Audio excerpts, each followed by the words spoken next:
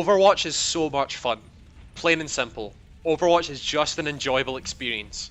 Not only that, it's an experience that anyone can be a part of.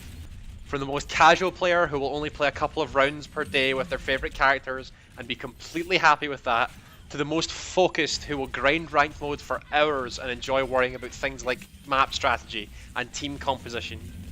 All of this is presented in a unique world populated by characters so individual in both design and playstyle that it's hard to see the same team twice. You'll also feel nothing but useful while you play this.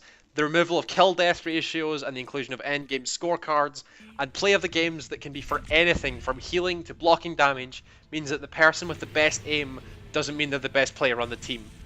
Even if you aren't the biggest competitive shooter player, you should try Overwatch. You might be impressed by how much you'll enjoy it. Sorry, I can't. It's clear that the CRPG genre has been going through somewhat of a renaissance over the past couple of years. Games like Divinity Original Sin and Pillars of Eternity brought these games to the forefront of modern gaming. Tyranny takes this revival and does something altogether different, trying to distinguish itself through its story and its universe. Instead of a world populated by orcs and goblins, Tyranny focuses on the story of a single powerful overlord trying to conquer the rest of the world, and it is your job to help him through enforcing his laws. This means you'll be spending a large amount of time focusing on just other human beings and their issues under this new rule, trying to interpret how best to help them through the lens of Kairos' law. This is not to speak ill of the mechanics of Tyranny. The usual play pause style tactical combat is still very enjoyable, and Tyranny expands on this with combo attacks with your party members that change based on your connection to them, and an expansive spell creation system that really bolsters an already robust and open-ended character development system. You're not limited by a class. You choose what you want to do, and you get better at the skills that you enjoy using. Tyranny is a game that felt truly different to the rest of the genre, and for that it deserves the most praise.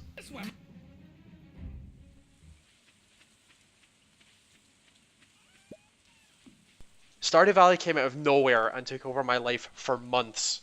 A game designed by a single person that took a look at the group of Harvest Moon style games and saw they were going in a direction he did not agree with. So he decided he would try and do it better, and God did he ever succeed. I can only describe Stardew as the most zen-like, peaceful experience I've had in video games, and it takes the farm life sim to a whole new level. Every day you wake up, there are so many options of activities for you to do.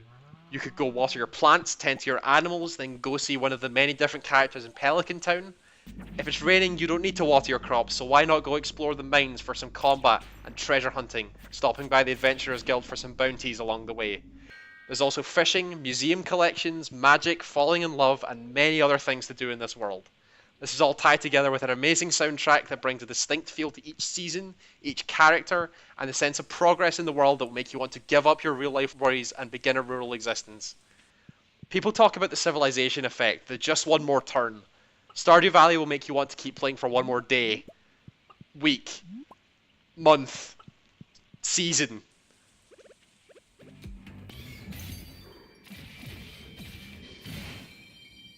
This game is incredible. Everything about Fury is so well designed that you can't help but be impressed by it. For the very first fight, Fury tells you everything you need to know. How to attack with both sword and gun, how to properly use its incredible parry system, what each projectile type does, and how to do 1v1 close quarters combat. It then spends the rest of its time building on and using these ideas in creative ways to keep your adrenaline pumping throughout its many boss fights. These include removing half your arsenal, leaving you in a sword duel and a mech-based gunfight. All of this is surrounded by the best soundtrack on a video game this year, featuring artists like Carpenter Brute and Toxic Avenger that not only keeps your heart rate high and your mind focused on the task at hand, but gives some distinct character to each boss of the game. Talking about this game too much would spoil the enjoyment of playing it yourself, so go play it. Like right now.